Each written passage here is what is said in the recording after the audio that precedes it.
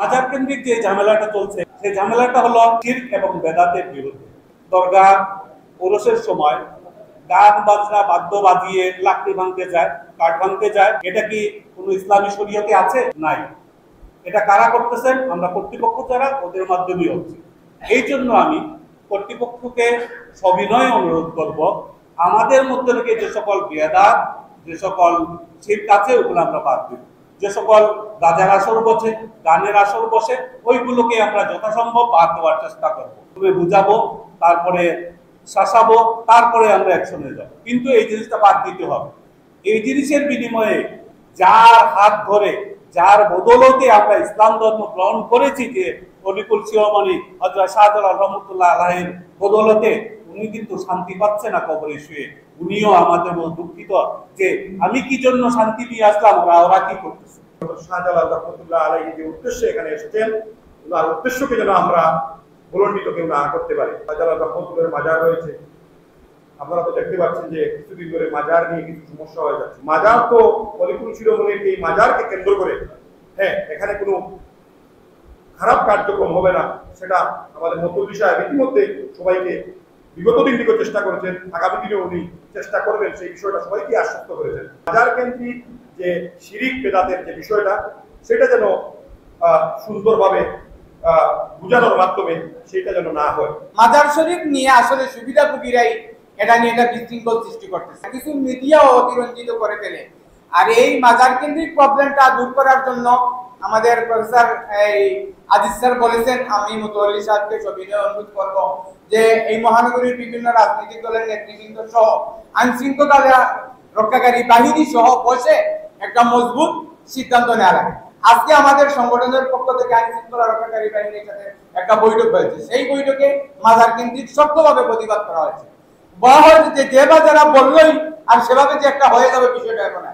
এটা আইন শৃঙ্খলা রক্ষাকারী বাহিনী সূক্ষ্মভাবে দেখবে আসলে বিষয়টা কি। হুজুকে কিছু লোক বললো মিছিল মিটিং নিয়ে সেখানে চলে যাবে, বিষয়টা যাতে এমন না হয়, এই বিষয়টার ব্যাপারে আমাদের সংগঠনের এই ভূমিকা। কিন্তু ইদানিং দেখতে পাচ্ছি এই হয়তো শাহজালাল রহমতুল্লাহ ওলির সম্মান রক্ষার্থে এই অলির বিরুদ্ধে অনেকে অনেক অপবাদ চালাচ্ছে, অনেক কিছু করতেছেন। আমরা এইসব অনাকাঙ্ক্ষিত ঘটনাগুলো আমরা বক্তব্য সমর্থন করি না। আমরা বিশেষ করি আমাদের এই অলির মর্যাদা সমুন্নত রাখতে আমরা সকলে একমত। অলিকুল শিরোমণি হযরত শাহজালাল 750 বছর আগে ওই ইসলাম প্রচারের জন্য আসছিলেন। বাজারে আসবার কত কিছু করতেছে এবং মানুষকে বোঝানো হলো ওনাদের দায়িত্ব। ওনারা যদি মানুষকে না বুঝাইয়া ভোট করে দল বল বাঁধে আসে ওদেরকেই যদি তাড়ানোর চেষ্টা করে, বদনামটা আজকে ওই মাজারে হানা হয়েছে। আর সেই বাজারে যখন হানা দেওয়া হচ্ছে বলতে সমগ্র বাংলাদেশের মানুষ শাহজালাল সাহেবের পক্ষে ধরে একটা গন্ডগোল শুরু হবে। সেই জন্য আমি বলবো, যে বা যারাই বলেন, আমাদের এত এলাকার অনেক গণ্যমান্য ব্যক্তি ব্যবসায়ী প্রতিষ্ঠান আছে, তাদের সাথে প্রথম আলাপ করুন, তারপর আমাদের মুফতি সাহেব আছেন, ওনার সাথে আলাপ করুন, ওনারা কি চান। শাহজালাল মাজার হলো দেশের সম্পদ তথা বিশ্বের সম্পদ। তো আমার একটা অনুরোধ হলো আপনাদের প্রতি, আপনারা যারা এখানে আসছেন, আপনারা যদি ঐক্যমত্য হন, আপনারা দেখেন শাহপরানের মাজারে কিন্তু হামলা হয় না। হামলাটা হয়েছে যারা গান বাজনা করে তাদের সাথে এলাকাবাসীর একটা হয়েছে। আমরা লাইভ জিনিসটা দেখেছি এবং আমি নিজে গেছি। সারা বাংলাদেশের মেসেজ পৌঁছে গেছে যে শাহপরানে হামলা হয়েছে, কিন্তু শাহপরান মাজারে কিন্তু হামলা হয়নি। হামলাটা হয়েছে কিছু যারা এখানে গান বাজনা করে ওদের সাথে এলাকাবাসীর একটা মতামতের মাধ্যমে একটা কিছু হয়েছে, একটা ঝগড়াঝাটি হয়েছে, যেটাই এটা আবার সমাধান হয়ে গেছে।